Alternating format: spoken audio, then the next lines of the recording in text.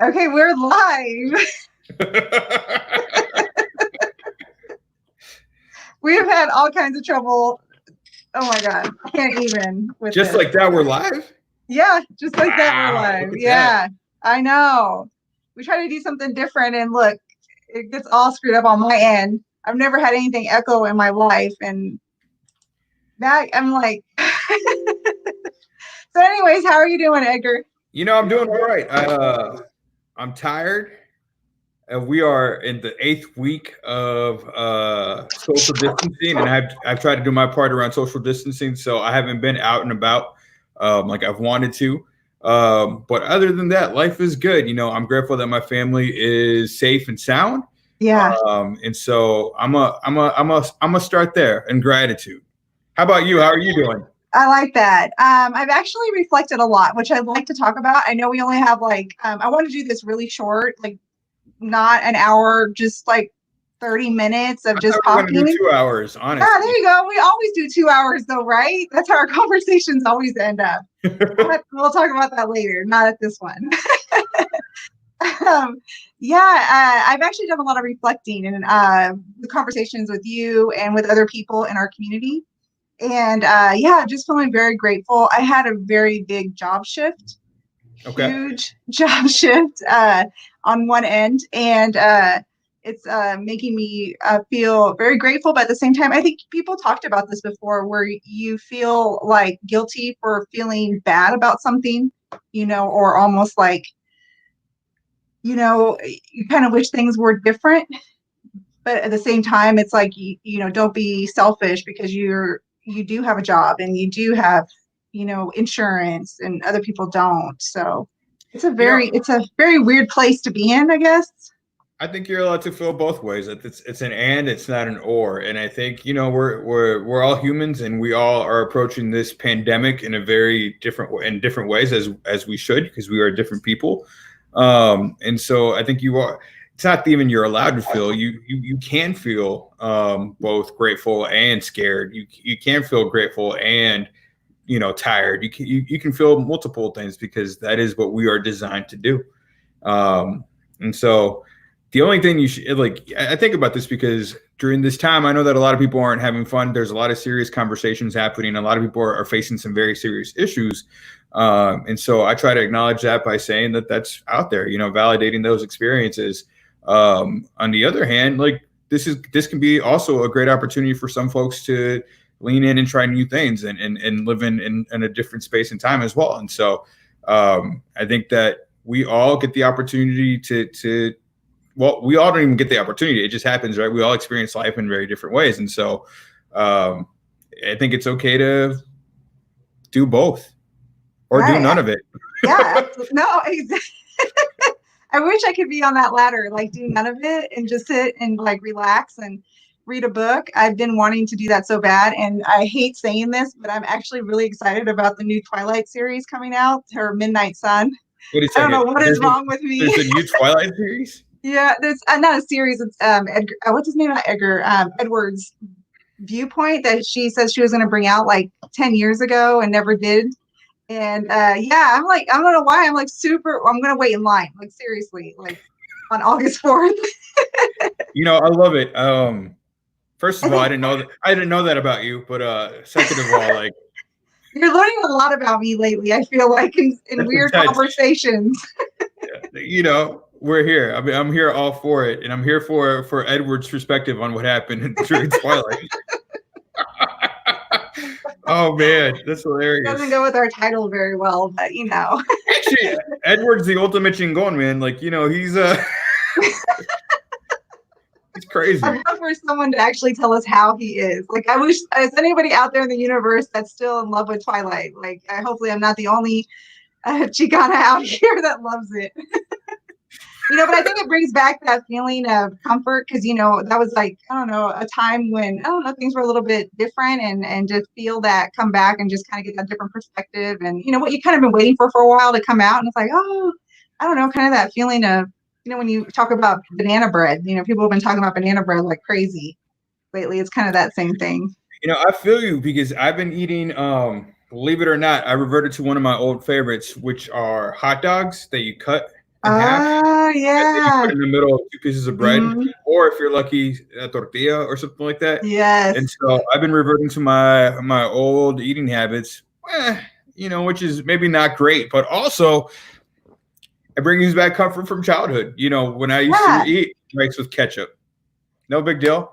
Exactly. So what kind of other foods? Because that was like a Twitter story today. Like somebody posted about that, and there was like tons of comments in regards to like that food that you bring back. That you didn't even know that was like not good for you, or like. I was talking to Laura the other day, and I was like, we need to invest in the bigger comal. I was like, we need to make sure that my tortillas get warm, and like that's part of it. I've been, just trying new stuff. I remember, like, my dad makes these type of eggs with like tomatoes and onions and stuff like that. And so, like, this past weekend, that's what I did. That's what I've been doing. And so I've been getting in touch with my old food traits and habits. But again, because I think it brings that feeling of comfort, right? To your point, we can't dismiss the fact that we are under some really intense, trying times in our community, in our own lives, and so like comfort is comfort, and so if that's what gets you through the day, it's what gets you through the day. And food is absolutely a part of our community and our culture, and so listen. I think this week I'm gonna make spaghetti with ketchup. Like, that's how my mom made it, and she continues to make it that way. And I think this weekend at some point I'm gonna boil some pasta and then just dump the Heinz ketchup on it and put some old Parmesan cheese on it and call it a day. I think the next segment you should just do that live. That should be our next segment, like cooking that food. I don't think anybody wants to see me right now, but I don't think they're going to want to see me even more in that way. So, but I'm happy to do it. Like, I have no problem like doing all the stuff. We can do whatever, right? We can do whatever. That's if people want it, we can definitely do it. Watch us get lots of comments if people want you to cook. If anybody has suggestions on what Edgar can cook for everybody, let's do it. Man. Like, so Deanna, you talked to me a week or so ago, a couple weeks ago, and you were like, "Hey, I have a great idea." Yeah. And here's your idea. So tell me a little bit more about your idea around Chingón. What you want to talk about? Like, what's your plan for this portion of the Midwest Chicana podcast? Like, what does this look like for you? Yeah. So it just came out of, I think, conversations with you and conversations with other people around the community on our voices. And at least not really seeing or hearing a lot of, us, Chicanos, Latinx, in Kansas City, kind of sitting down and just talking. Just, it doesn't have to be about anything political or just, just talking, kind of knowing what's out there in the community, having the community talk to us and just be a part of something that's not so formal. And just the fact that, we have stuff going on here in Kansas City that people should know about. And, why not get our voices out there? So this doesn't always just have to be like us, it could be like other people on here with us, or people asking questions and even talking about their own topics about, what's going on outside their walls right now, or, or mentally or anything like that. So, I watch a lot of these on Instagram, people doing it a lot on the West Coast. I have one in Oklahoma called Coffee and Chisme, and they're just amazing group, 2 people doing it together. And they were talking about the Netflix shows, that are representing Latinx. Yeah. And the differences and, what's different, what's not, why do we hate one and, not the other. And it's just those type of topics that we kind of talk to ourselves about, or maybe our family and friends. And, kind of be nice to have a community of people to be able to talk about things that, reflect us and our voices. Yeah. Because we're not the voice for all Latinx at all. Like, Absolutely not. No. Like, I always remind folks that I have the map of Nicaragua in the background. So just so you know, I'm not Chicano by any shape, means, or form. Not that I don't aspire to be Chicano, but I'm also Nicaragüense and Nica. And so for me, I am one person with one experience and what it means to be Hispanic, Latino, Latinx, however you define yourself. But I think it's so important that we were talking about this. I see a lot of folks taking advantage of this live streaming of these conversations, of putting videos out, and I see some of us missing the boat on that, because I think a lot of us have a lot of phenomenal stories to tell. We have a lot of wisdom to share with folks, and I think folks are hungry for that kind of information and to be part of a community. So when you called and said, "Hey, I want to do this," I always tell you yes. I ask you a million questions before I say yes, but I always end up saying yes. And so this is a journey for us to continue building community and building community in a way. I also happen to serve as the board chair for the Latino Arts Foundation. So this is not just like Deanna and I are best friends, even though we are. I also serve as part of our organization, and I want to make sure that people know that we are also here to elevate the arts in this community. And the Latino Arts Foundation does a terrific job of that. And so we're looking to continue to share stories in that way. So tell me a little bit more actually about Chingón. Yeah. So for Nicaraguense like me, what does Chingón mean? Well, badass for sure. Oh, okay. I wanted to use chisme, and I was like, oh crap, I don't want people thinking we're talking gossip here. So, because that was a word that my family used a lot. And when you're growing up, you're just like, oh, someone's, and of course they talked in Spanish, and I have broken Spanish, so it was just effective. Yeah, this woman's talking chisme, or she's a chismoso, or things like that. So I was like, I don't really want to go there yet. You don't want to talk chisme? That's cool. I guess we could get into that at some point. But let's not call people out. But I think that we need to start using words like this for ourselves, because I think just even within myself, I'm always, and this, you're always like, and we work on this together, like always making sure we uplift ourselves, because there's people out there watching that need to have that same, thought process.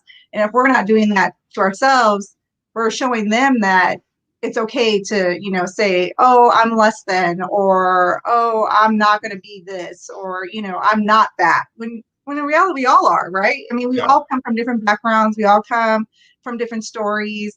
My story is no less than your story. But the fantastic part is that they're so different, right? I mean, who would have known that too? Just by looking on the outside, that you would never know like the differences that happen, with our stories. So that's why I wanted something fun, something, a little bit different, something very outspoken, because I hope that we get to a point where we are just like, badasses about telling the truth.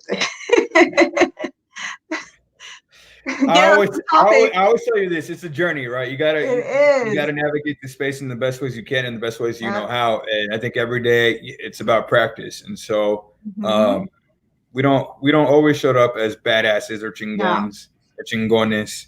But I think that the more that we practice it, the more that we're in community practicing that, the better we get at it. So I'm appreciative of the opportunity to spend time with you and talk about all the crazy things.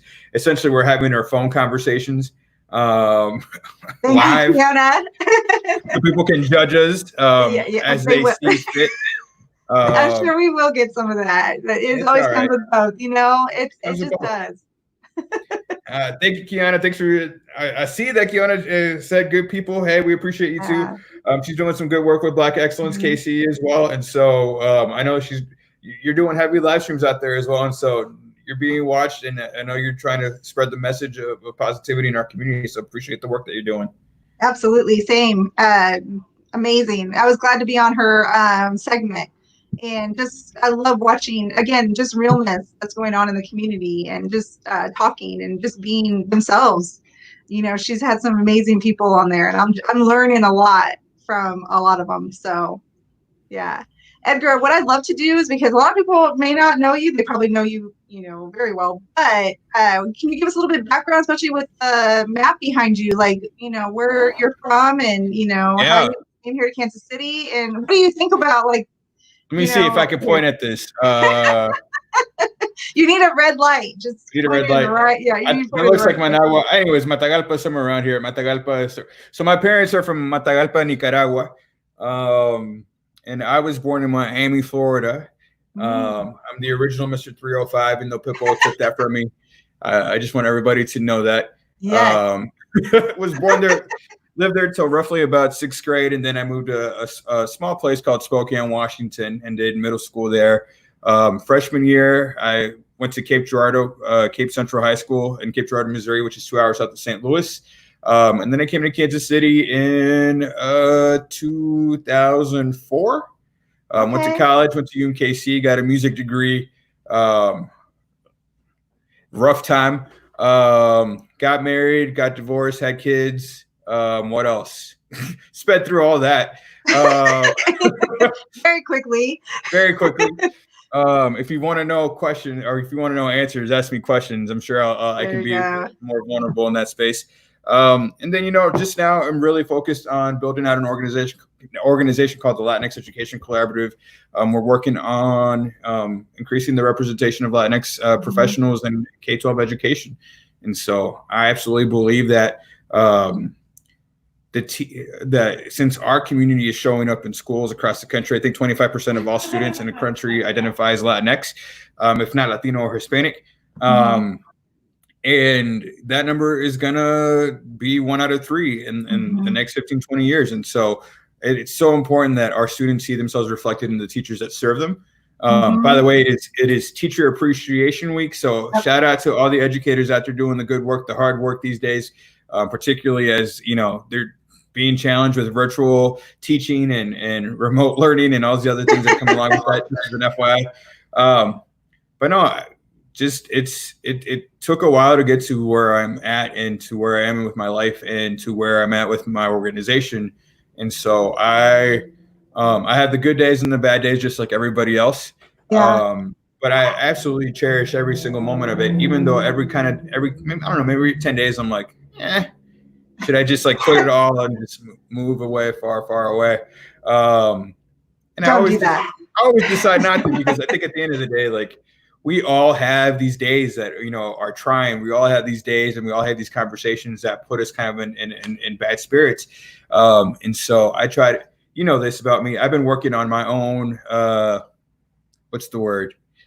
anger issues, personal issues, whatever it is, over the last couple of years. And so for me, making sure that self-care is present, absolutely. Making sure that my mental health is good is important. And making sure that we are talking about these issues in a public forum, so people know that they're not by themselves, and that they have community with us, and within us to be present. So absolutely. And everything that you've been doing lately, I think a lot of people are just amazed at how quickly you pivoted from, to the virtual, which has been phenomenal to watch, along with a lot of other people here like Kiona that have just, pivoted and going I gotta say, it was an interesting decision, and it was a choice, because I think at one point in the beginning of this time, I was like, well, I could just close my computer and not do anything, right? And I think that it was a really interesting decision to think about. We're going into quarantine, everybody's trying to figure out their new lives. Everybody's trying to figure out what they're going to do next. And so I don't want to add to the chaos or the confusion or to the noise that comes along with that. And then really thinking about we have resources as an organization. We have a mission that we need to fulfill. We have things that we need to do, even when we're not able to meet in person and bring people together.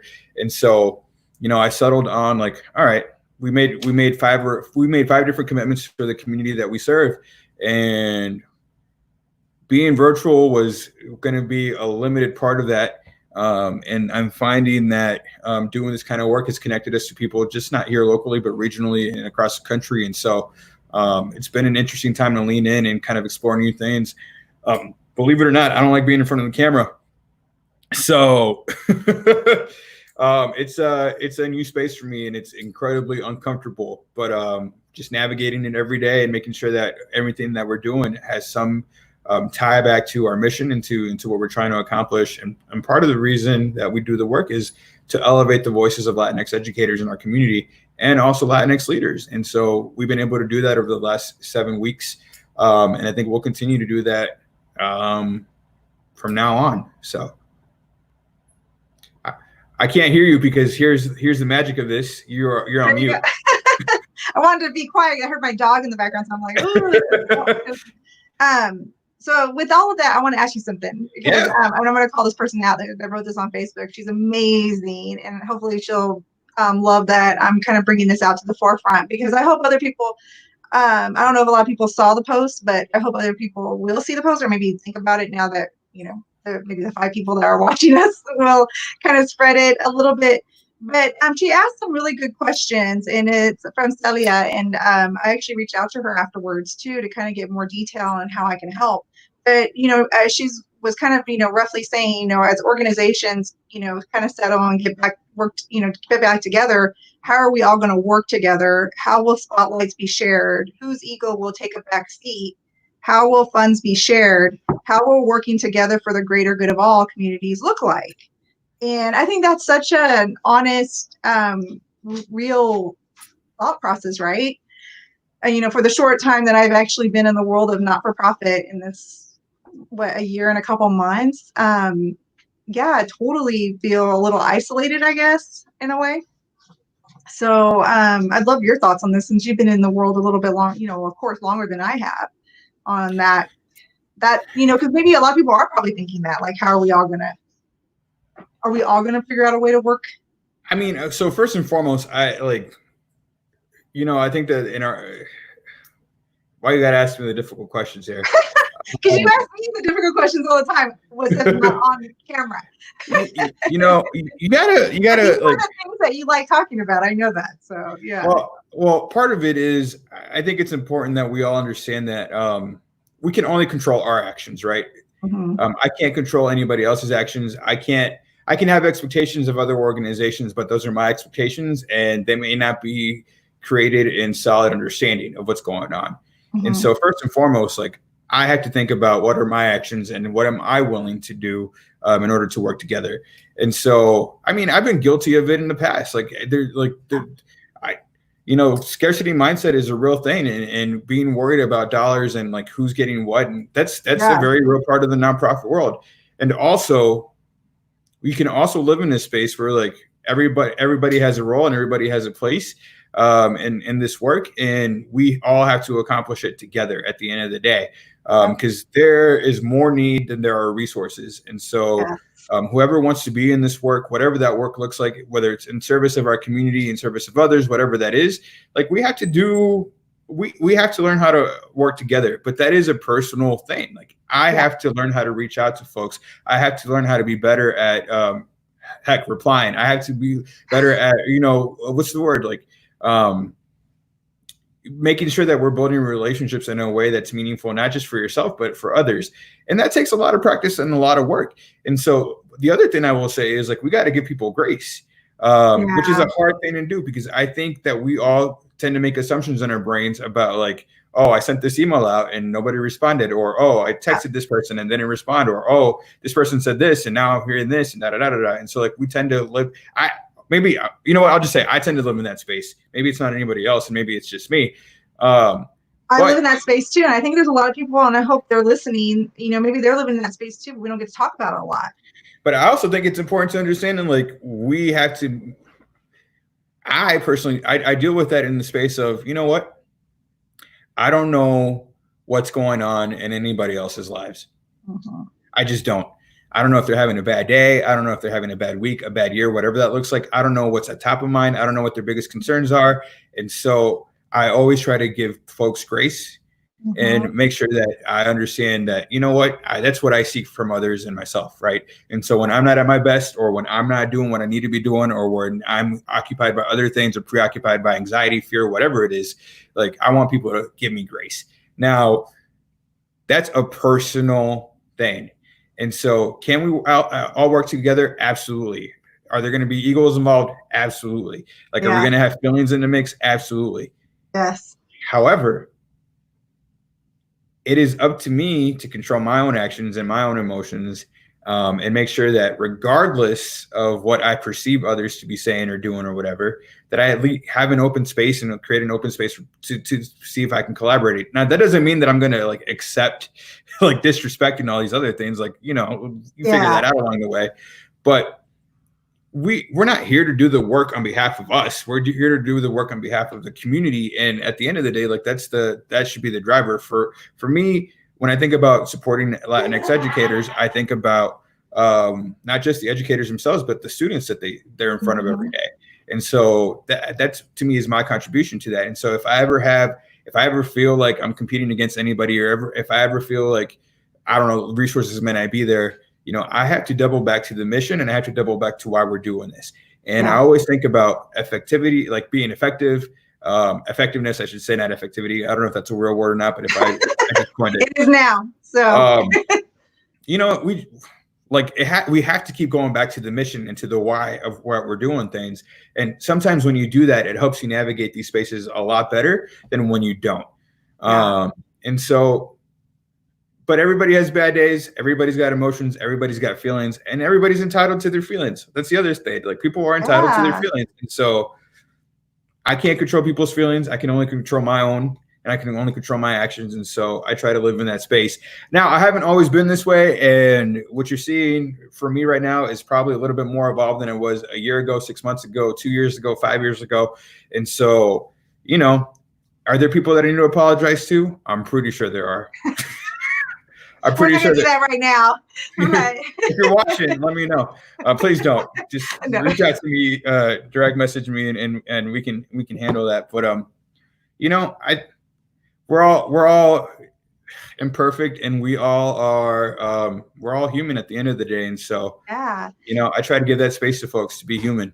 Well, and that's the whole thing. I love that she brought that up. I think that keeps us accountable. I think if you don't, you know, sometimes we can tend to forget. Like you said, we all are human, and it can happen, and it does happen, right? I mean, I'm even in that space. I have a lot of trauma that has happened to me prior to getting in where I'm in now, and that trauma comes along with you when you're trying to get to these other spaces, and that trauma can cause not only pain to yourself, but pain to the people that are possibly wanting to help you in some way.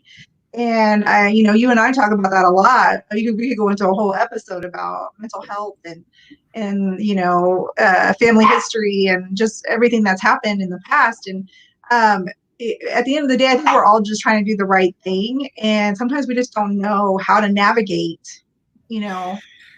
I'm gonna push back a little bit. I'm gonna say, like, I don't know if we're all trying to do the right thing, right? And I don't necessarily, like, I think about that a lot. You know, I think about my motives. I think about my intentions. I think about these things, and I always try to recenter myself in this space of, like, what's the mission? What's the goal? What am I trying to accomplish? Right.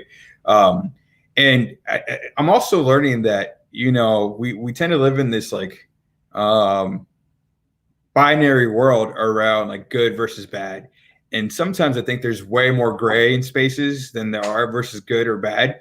And so, you know, I don't want to, in order for me not to be judgmental, in order for me not to judge other folks, like, I also have to understand that, like, there's a lot of gray space, and there's a lot of spaces where, again, emotions are convoluted, feelings are convoluted. So I'm starting to believe less in good versus bad versus more like, this was a decision that was made at the time.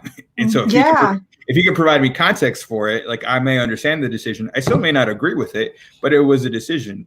And so, you know, for me, it's like, people are trying to do stuff.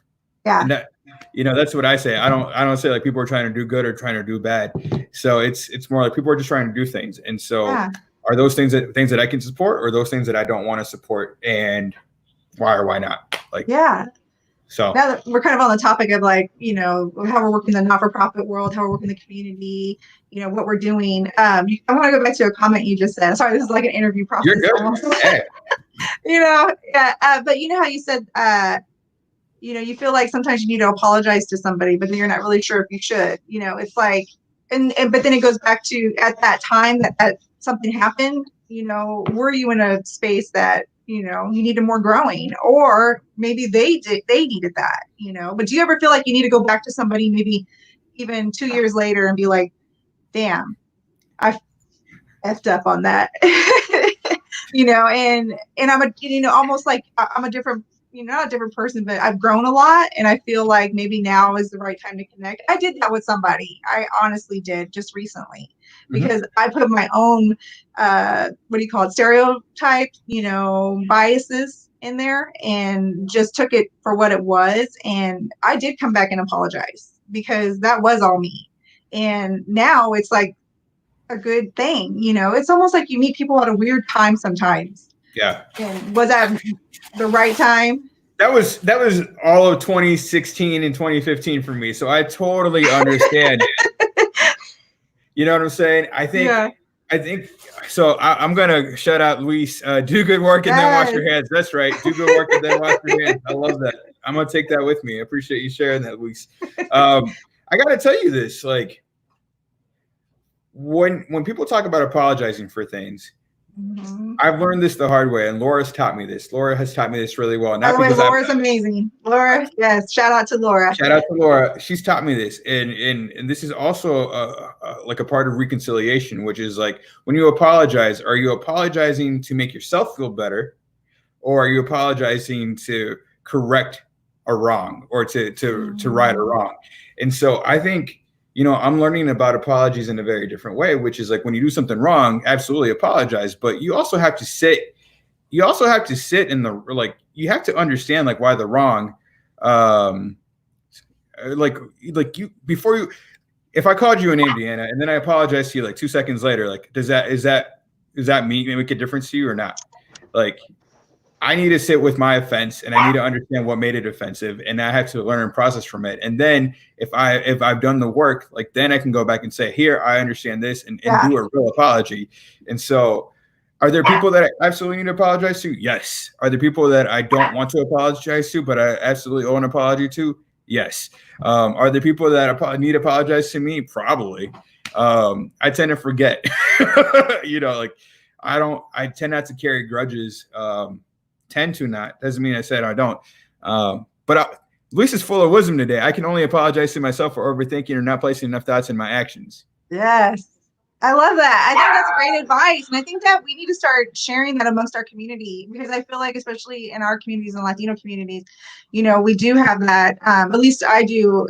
I have that where I'm like, always saying sorry for stuff, you know, that I shouldn't even be sorry for, or never saying sorry for the things I should be sorry for. You know, it's just one of those weird, again, trauma, you know, that you have growing up that you think a certain way. You know, we can get into all that. The one thing I will say that I'm learning not to apologize for is for being myself. And I think that, you know, in the work, in the processing of information and the processing of who we are as people and whatnot, and learning about myself and who I show up as and who I show like in that space, like sometimes we're taught that certain things of ourselves are need to be like we need to apologize for, right? And so I think it's important that we give ourselves grace for ourselves and appreciate who we are and our, I wouldn't say like full authenticity, because I think that shifts and that depends on the situation and whatnot. But if we can practice stop apologizing for who we are in the moment that we are, in the space that we are, like that's a huge step in the right direction. I think so. I think you're right about that. I've been apologizing for who I am since I started thinking who I was. Does that make sense? Like when you start feeling like who you are, it's almost like now you're visible to other people. So then you start to feel like this insecurity of, wow, somebody's like, you know, maybe one person doesn't agree with it or that person does. And it's kind of like this high, again, you go back to the not Mexican enough, not American enough thing that goes on with me internally, even to this day. And it's almost like that whole thing of identity. You're going to an identity. Listen, I gotta tell you this, like, yeah, I feel like I'm in a psychology. Like you're like, we should have like therapy session. This was. I mean, it has to be therapy. We have to talk about these things. Like these things are important to talk about. Like it's hard. I mean, we grew up in systems and environments that were not designed for us, whether we agree to that or not. Like that's a reality. And so when we show up in certain places, in certain spaces, like sometimes we're not welcome in those spaces. Right. And so we learn to like mitigate that situation. We learn that there's tension in the room. And I'm also learning, I heard this great quote a couple of days ago. I forget where, and so I apologize that I'm not going to credit the right person with it, but like the tension in the room when I show up in a room is no longer my tension. If that makes sense. Like it's no longer something that I need to relieve. It's something that I just need to acknowledge it exists. And so that to me is like a powerful thing, because I now today, right now, this very moment, maybe not 4 years ago. So don't hold me now to who I was 4 years ago. Like, I'm trying to live in a space where everybody wins, and I'm trying to live in a space where everybody eats. You know, if we got food, everybody eats. And so I'm not saying that that's who I was 4 years ago, but today I'm trying to live in that space. And so if there's any tension in the room, I'd rather people address it with me directly, and let's resolve that. Or, you know, I'm just gonna assume that they're like, it's not my tension anymore, right? And some people may disagree with that approach, and some people may not, you know, not be comfortable with that. But I really think that, like, at some point, Deanna Munoz is Deanna Munoz, and like, nobody's gonna change you. Like, there's no amount of work that other people are gonna do to make you any different. Right. And so if you can acknowledge who you are, and also I do tend to say this, like, this is who I am. I tend to lead from places of strengths. So I did a lot of work with Surge Institute, and they do a lot of work around strengths. And so I'm like, I'm in ideation right now. I'm going to give you 45 million ideas, and I don't need you to do anything with those ideas except just to listen. Because if I don't communicate that way, people think I have 45 million ideas and like I'm all over the place, or I have, you know, I'm expecting them to do all these things. And I'm not. I'm just in a space of, I'm just ideating, right? And so being very clear about who you are when you walk into a room, and being very clear about who you are when you show up in a meeting, and being very clear about who you are when you're asked to do something is incredibly important. And it takes a lot of practice. And Lord knows that I'm still working on being very clear about what I do and what I don't do, because sometimes I just want to make sure people like feel good, right? And so I want to make sure that they feel like I'm being supportive and whatnot. And sometimes that like bites me in the butt. Yeah, that's what I'm going to curse. Yeah, exactly. And so I'm learning from you, and you know that, like, because I'm still in that space. I think you were in probably like maybe 5-10 years ago. 2 weeks ago. 2 weeks ago. I'm gonna tell you. Trying to get there, because, you know, as you know, I was in that conversation with Porterhouse KC, which is amazing. Dan Smith and Sharon are fantastic. You know, and I told you after I left that conversation, I told you I felt like awful about it, right? Like, I'm just going to get really vulnerable here. And it was just one of those times that I had to keep reflecting on. And I feel like that, you know, that topic, especially about, you know, coming into spaces that you don't feel comfortable in, and people kind of, you know, saying, well, just do this, you know, go and network, go and meet people. For me, that's so uncomfortable, just because of the fact that I'm not that type. I'm not that person, right? At least, and is it okay to be okay with not being that person, even though you're supposed to be fighting for this community and getting money and like meeting all these people because you need this thing to survive? But at the end of the day, how much do you take away from yourself in order to have to, I guess, get the needs of what you need for the people you're trying to help? Again, it's all reflected in how we lead and how we show up, right? And I think that everybody's got feedback and everybody's got advice on how you should proceed on things. And I think with anything, feedback is not input. That I took from a woman named Nikki Magtoto out of Oakland. She said feedback is not input. And I appreciate that, because it helped me understand that when people give you feedback, advice, opinions, whatever, like, you don't immediately have to act on them. In fact, you can just say thank you for the feedback, and that's it. You've acknowledged the feedback, you understood the feedback, and if you don't want to put it into your life or put it into action or implement it, that's ultimately your decision. And I will say this, every choice has a consequence, right? Good and bad. And so sometimes being who you are is going to cost you things. That is the reality of the situation. That is a choice that you make, and the choice has consequences. But at the end of the day, you're the only one that gets to sleep at night. Like, your conscience is your conscience. And so however you navigate that is how you navigate it. I can't tell you how to navigate who you are. Like, I'm not going to give you that feedback. I'm not an expert in who you are. I'm not even an expert in who I am. Like, I'm still working on that every single day. So, you know, but I really do believe that, like, we also have to create space for people to have different opinions. we also have to create that space. We also have to create the space where people disagree with us and not take it personally. The Four Agreements is a phenomenal book around this, right? I think one of the four agreements that we should make is around don't take things personally. And so if you can learn to remove yourself from feedback and remove your personal feelings around feedback, you're going to be able to receive it and maybe do something positive with it. I received feedback 2 years ago that like it took me 2 years to process, and now I'm implementing today. It can take a while. It's all depending on how you're growing and how you're journeying. Now I'm taking up way too much airtime, so let me go ahead and apologize for that. No, see there sorry. You go. And Lori just said, Lori, thank you for being here. No matter how you speak your truth, someone will be offended or disagree with you, but it's still your truth. Why apologize? That's very, very true, and I feel that very much. Oh, I will say that's not carte blanche to be jerks to people, and I will take full of like. I get it. If you knew me, if you were around me anytime around 2015 or 2016, I had a lot of things going on in my life, and I was probably not the nicest person. Let me just go ahead and restate that. I was not the nicest person in the world.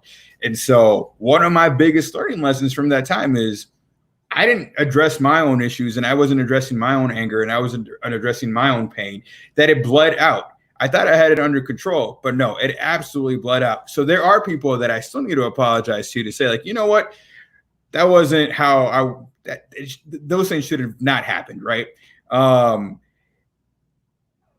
even then, it's interesting how the world continued to move forward, right?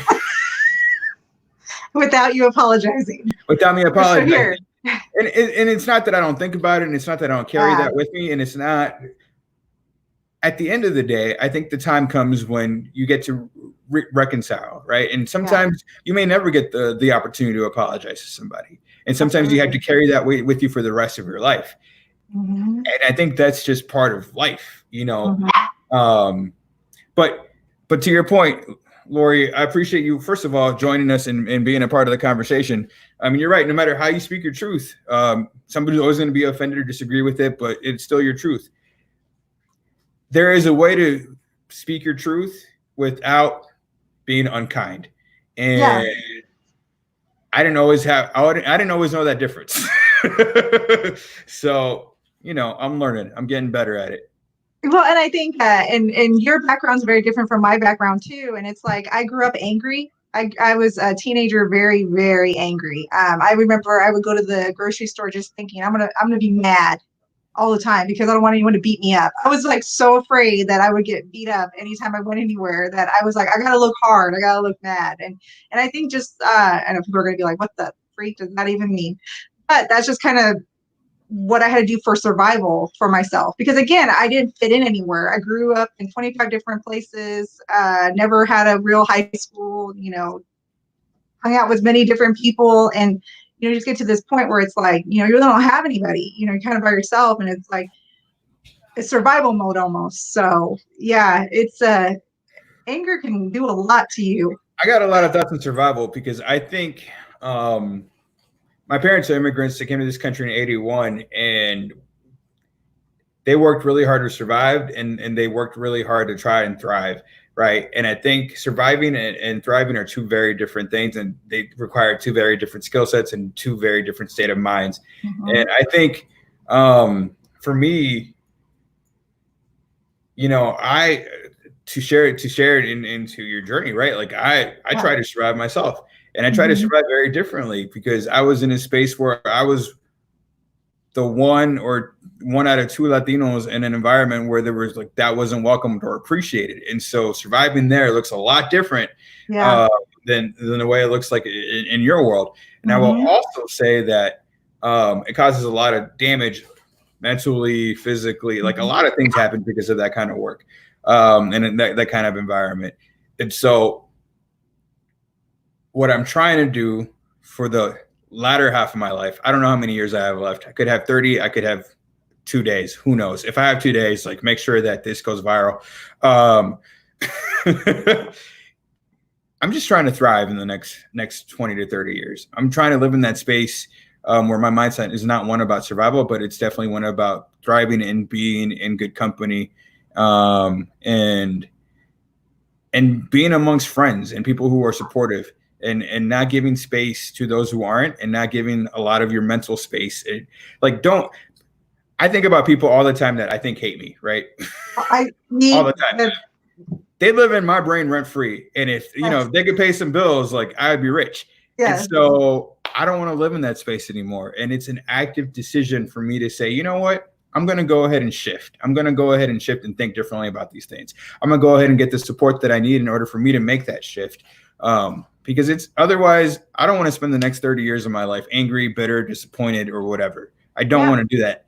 I absolutely want to actually just enjoy life a little bit more, and make sure that I'm present for what I said I was going to be present for, and that I show up in a very different way. Yeah. Again, 4 years ago, I would be looking at myself right now and be like, "You're ridiculous." So. No, we all come from somewhere, right? And we all learn from somewhere. And I think you're like getting hints of like how I grew up, and you're like, what? And so we can talk about that, like all that, because I think a lot of us are on different journeys. And I know we went way over time. Like you're like, oh, this is gonna be like 35 minutes, and I was like, we're probably not gonna have anything to talk about, and we have a ton to talk about. I mean, we have a lot to talk about. I see that we've engaged some folks out in the space. Does anybody have any questions? Yeah. I love good questions. I love complicated questions. I love questions that are going to make me sweat a little bit. So you mean you're not already? Like, Deanna, you kidding me? This is like normal conversation. I'm a little shaky, but besides that, no, it's just, I think right now, if we can't acknowledge that these are difficult times for everybody, and that people are working on, that was Laura, people are working on trying to navigate in the best ways they can, and we're not giving them the space to do that, then, we have a lot of things. We should be reflecting on ourselves in the way that we're moving forward as well.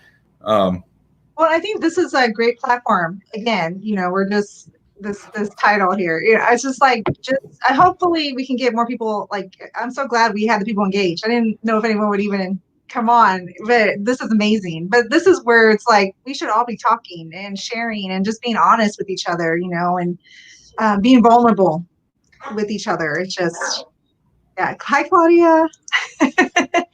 But let me just. So again, I'm gonna push back. This is what I always do to you. I'm gonna push back. So vulnerability comes at a cost. And I got to tell you, like, the reason that we're able to be vulnerable with each other is because we've established respect. We've established a mutual understanding of trust. And we've built that relationship out. And so not everybody has those relationships. Not everybody. And a lot of people have been burned time and again where they don't feel like they can do this kind of work or be as vulnerable as they would like to be. And so this is also an invitation for people to be okay with where they are. And engage with us in the conversation from the place where they're at. Because again, we also don't know our privilege in these spaces. You know what I'm saying? Like, we don't know what biases are bringing to the table when we have these conversations. And so there are other opinions and other ideas that we may not be thinking about, that we also need to be called out on the carpet for. Yeah, absolutely. Call us out. We want that. Like, that's the only way we grow, right? Like, I mean, I don't like growing that way, but it is a way to grow. I guess I'm just used to it. Well, what I'd love to do is, so as you saw, like today, I kind of gathered a couple of things from Twitter that people were talking about, and then Celia's amazing post that she wrote, and then I talked to her about, kind of bringing that up to the table and to the forefront so that people can hear the conversation. So I'm hoping other people will do some posts, and maybe we can talk about that for the next conversation. Or if anybody has any ideas of what they want us to talk about, hopefully all of you will get involved and get some comments on here. Yeah, I would love that. Hey, Rafael. Hey, thanks for joining us. Yes. I think we are on StreamYard. Absolutely. We will welcome you into the conversation anytime, my friend. Absolutely. Deanna,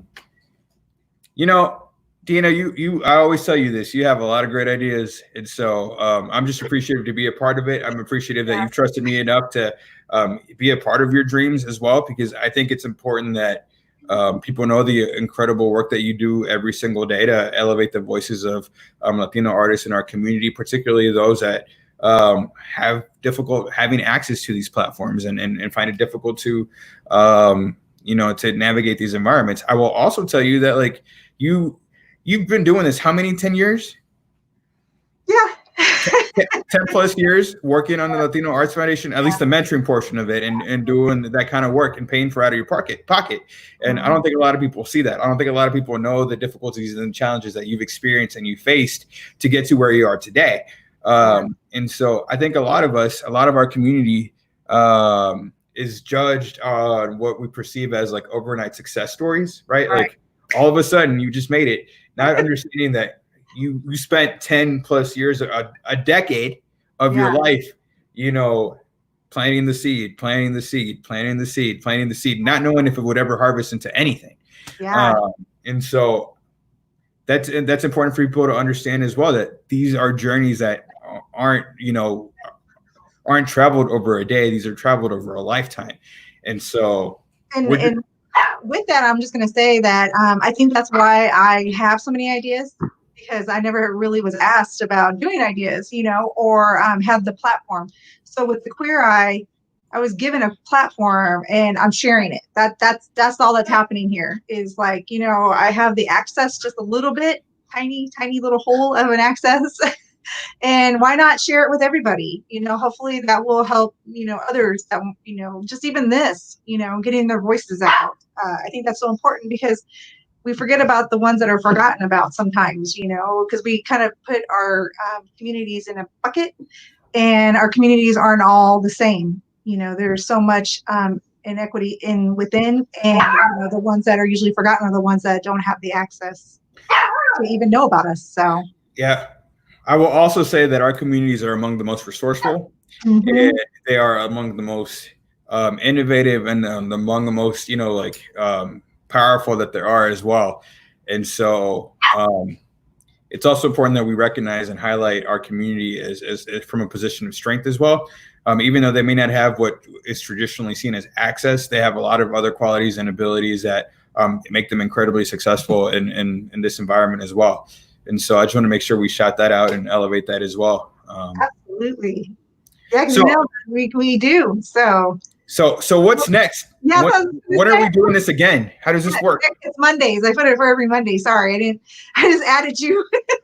I just bring it out, just like every invite. People are like, damn, how many invites do I have? I'm not even sure because there's so many. But awesome. Yeah, so we have every Monday. So maybe we can gather some people to get some thoughts. Hey, people want to come on. We have room. So, we just figure it out on the way. But it's just a platform to get our voices out. And I think this was a great conversation. I needed. I always enjoy our conversations, and I hope that they bring some benefit to the rest of the folks that are watching. And hopefully we don't say too many crazy things that will come back and bite us in the long term.